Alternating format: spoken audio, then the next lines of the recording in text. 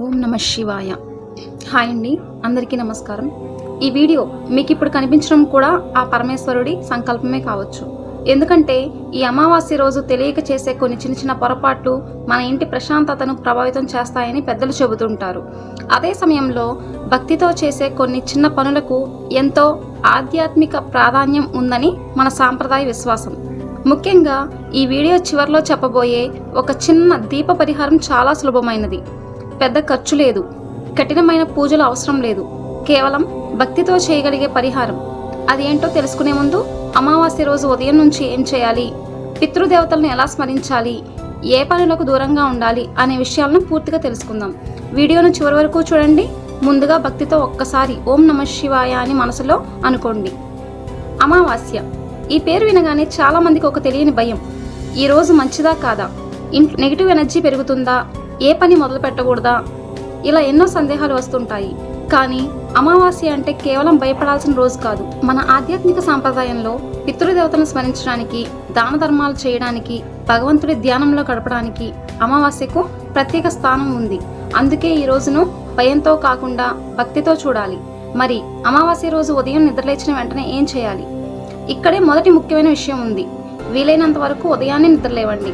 కళ్ళు తెరిచిన వెంటనే ఫోన్ చూడడం కంటే మీ ఇష్ట దైవాన్ని ఒక్కసారి స్మరించండి.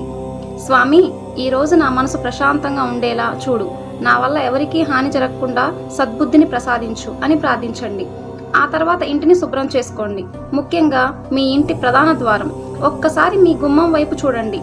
పనికిరాని వస్తువులు ఉన్నాయా, చెత్త పేరుకుపోయిందా, పాత చెప్పులు అస్తవ్యస్తంగా ఉన్నాయా, వాటిని శుభ్రం చేయండి. మన సంప్రదాయంలో ఇంటి గుమ్మానికి ఎంతో ప్రాధాన్యతనిస్తారు.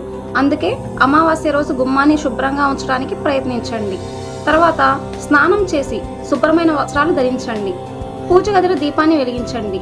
శివుడిని ఆరాధించేవారు ఓం నమ శివాయ అని 11 సార్లు లేదా 108 సార్లు జపించండి.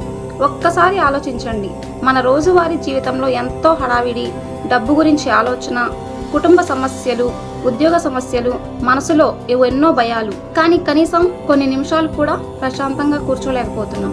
అందుకే అమావాస్య రోజు కొద్దిసేపు భగవంతుడి ముందు మౌనంగా కూర్చోండి. మీ బాధలన్నీ ఆయనకు చెప్పండి. కన్నీళ్లు వస్తే రానివ్వండి. మనసులో దాచుకున్న బాధను భగవంతుడి ముందు చెప్పుకోండి. ఎందుకంటే కొన్ని సందర్భాల్లో మనసులోని భారాన్ని బయటకు చెప్పుకోవడం కూడా మనకు ప్రశాంతతనిస్తుంది.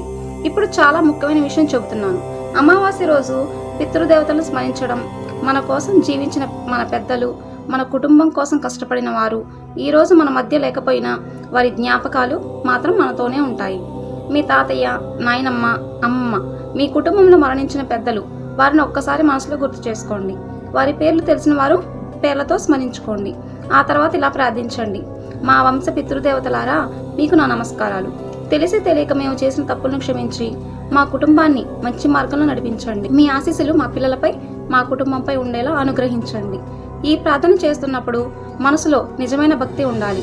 శాస్త్రోక్తంగా తర్పణం లేదా పితృకార్యాలు చేయాలనుకునేవారు తమ కుటుంబ ఆచారం తెలిసిన పండితుల సూచన తీసుకోవచ్చు. కానీ ప్రతి ఒక్కరూ చేయగలిగే ఒక గొప్ప పని ఉంది. అదే అన్నదానం. ఆకలితో ఉన్న ఒక మనిషికి అన్నం పెట్టండి. మీకు సాధ్యమైతే ఒక కుటుంబానికి ఆహారాన్ని అందించండి.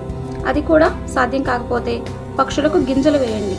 ఆకలితో ఉన్న జీవికి ఆహారం అందించడం కూడా ఒక మంచి కార్యం. దానం అంటే వేల రూపాయల ఖర్చు చేయాలని కాదు, మీ శక్తికి తగ్గట్టుగా చేయండి. కానీ ఒక విషయాన్ని గుర్తుంచుకోండి, దానం చేసి ప్రచారం చేయకండి. మనసులో అహంకారం లేకుండా చేయండి. ఇప్పుడు ఈ వీడియోలో చాలా మంది ఎదురు చూస్తున్న విషయం, ఇంట్లో అశాంతి ఎక్కువగా ఉందా, చిన్న చిన్న విషయాలకి గొడవలు జరుగుతున్నాయా, మనసులో తెలియని ఆందోళన ఉందా? అయితే అమావాస్య సాయంత్రం ఈ చిన్న దీప ప్రార్థన చేయండి. సాయంత్రం ఇంటిని శుభ్రంగా ఉంచడం, పూజ గదిలో దీపాన్ని వెలిగించడం. మీ కుటుంబ ఆచారం ప్రకారం నువ్వుల నూనెతో లేదా మీరు పూజకు ఉపయోగించే నూనెతో దీపాన్ని వెలిగించండి. దీపం వెలిగించిన తర్వాత వెంటనే లేచి వెళ్ళిపోకండి. దీపం ముందు ప్రశాంతంగా కూర్చోండి. ఆ దీప జ్యోతిని కొన్ని క్షణాలు చూడండి. తర్వాత కళ్ళు మూసుకొని 11 సార్లు ఓం నమ శివాయ అనే మంత్రాన్ని భక్తితో జపించండి. ఆ తర్వాత ఇలా ప్రార్థించండి. పరమేశ్వర, మా ఇంట్లో ఉన్న అశాంతిని తొలగించు, మా కుటుంబ సభ్యుల మధ్య ప్రేమను పెంచు, కోపాన్ని తగ్గించు, మాకు మంచి ఆలోచనను, సద్బుద్ధిని ప్రసాదించు. ఇక్కడ ఒక ముఖ్యమైన విషయం, ఈ పరిహారం చేస్తే ఒక్క రాత్రిలోనే జీవితంలోని సమస్యలన్నీ మాయమవుతాయని భావించకండి. భక్తి మనకు ధైర్యాన్ని ఇస్తుంది, ప్రార్థన మనసుకు ప్రశాంతతను ఇస్తుంది. కానీ మన జీవితాన్ని మార్చుకోవడానికి మన ప్రయత్నం కూడా అవసరం. కానీ మన జీవితాన్ని మార్చుకోవడానికి మన ప్రయత్నం కూడా అవసరం. ఇప్పుడు లక్ష్మీదేవి అనుగ్రహం కోరుకునేవారు జాగ్రత్తగా వినండి.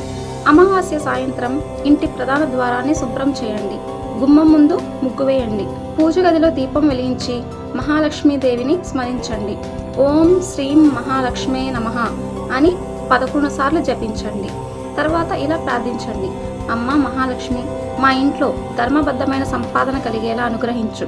సంపాదించిన ధనాన్ని సక్రమంగా ఉపయోగించే బుద్ధిని ప్రసాదించు. ఈ మాట చాలా ముఖ్యమైనది. డబ్బు రావాలని మాత్రమే కోరుకోవడం కాదు, వచ్చిన డబ్బును సక్రమంగా ఉపయోగించే బుద్ధి కూడా ఉండాలి. ఎందుకంటే ఎంత సంపాదించినా అనవసరమైన ఖర్చులు ఉంటే ఆర్థిక సమస్యలు తగ్గవు. అందుకే ఈ అమావాస్య రోజు మీ ఖర్చులను ఒక్కసారి పరిశీలించండి. మీరు ఎక్కడ ఎక్కువ ఖర్చు చేస్తున్నారు, ఎక్కడ పొదుపు చేయవచ్చు, మీకు అప్పులు ఉంటే వాటిని క్రమంగా ఎలా తీర్చాలి, ఒక చిన్న ప్రణాళిక రాసుకోండి. దేవుడిని ప్రార్థించండి. అలాగే మీ ప్రయత్నాన్ని మొదలు పెట్టండి. ఇప్పుడు అమావాస్య రోజు చేయకూడని కొన్ని ముఖ్యమైన విషయాలు. అనవసరంగా గొడవ పడకండి. కోపంతో పెద్దవారిని బాధ పెట్టకండి. ఆహారాన్ని వృధా చేయకండి. జంతువులను హింసించకండి. ముఖ్యంగా అమావాస్య పేరుతో భయపడకండి. ఎవరైనా ఈ పని చేయకపోతే మీకు ప్రమాదం, ఇంత డబ్బు ఇస్తేనే దోషం పోతుంది అని భయపెడితే జాగ్రత్తగా ఉండండి. నిజమైన భక్తి మనసులో భయాన్ని పెంచకూడదు, మనకు ధైర్యాన్ని, మంచి ఆలోచనను ఇవ్వాలి. ఇప్పుడు కుటుంబంలో గొడవలు ఎక్కువగా ఉన్నవారు ఈ చిన్న ప్రార్థన చేయండి. దీపం ముందు కూర్చొని మీ కుటుంబ సభ్యులందరినీ మనసులో గుర్తు చేసుకోండి.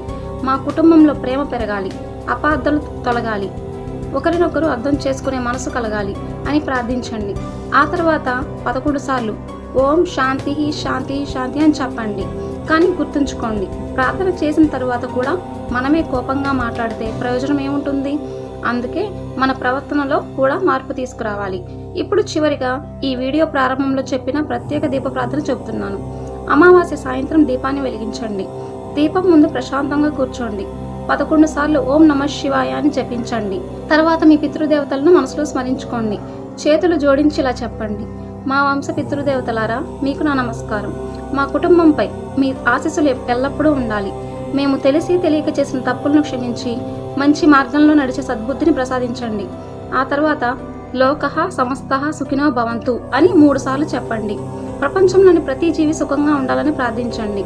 అమావాస్య అంటే చీకటిని చూసి భయపడే రోజు కాదు, మన మనసులో ఉన్న చీకటిని తొలగించుకోవడానికి ప్రయత్నించే రోజు, మన పూర్వీకులను స్మరించే రోజు, ఆకలితో ఉన్న వారికి అన్నం పెట్టే రోజు కూడా ఇదే రోజు. మన తప్పులను గుర్తించి మంచి మార్గాలను నడవాలని సంకల్పించే రోజు కూడా ఇదే. ఈ అమావాస్య మీ జీవితంలో ప్రశాంతతను నింపాలని, మీ కుటుంబంలో ప్రేమ పెరగాలని, మీరు పడుతున్న ప్రతి మంచి కష్టానికి తగిన ఫలితం రావాలని, ఆ పరమేశ్వరుని అనుగ్రహం మీ కుటుంబంపై ఎల్లప్పుడూ ఉండాలని మనస్ఫూర్తిగా కోరుకుంటున్నాను. ఈ వీడియోను చివరి వరకు చూసిన ప్రతి ఒక్కరూ కామెంట్లో భక్తితో ఓం నమః శివాయ అని రాయండి. మీరు రాసే ఆ ఒక్క నామస్మరణ మరొకరికి కూడా శివనామాన్ని గుర్తు చేయవచ్చు. వీడియో మీకు ఉపయోగపడితే లైక్ చేయండి. మీ కుటుంబ సభ్యులకు తప్పకుండా షేర్ చేయండి. ఇలాంటి భక్తి విషయాలు, ఆధ్యాత్మిక రహస్యాలు, పండుగల విశిష్టత, సులభమైన పరిహారాలు తెలుసుకోవడానికి మన ఛానల్ను సబ్స్క్రైబ్ చేసుకోండి. ఓం నమః శివాయ. అందరికీ శుభం కలగాలి. Thank you so much friends.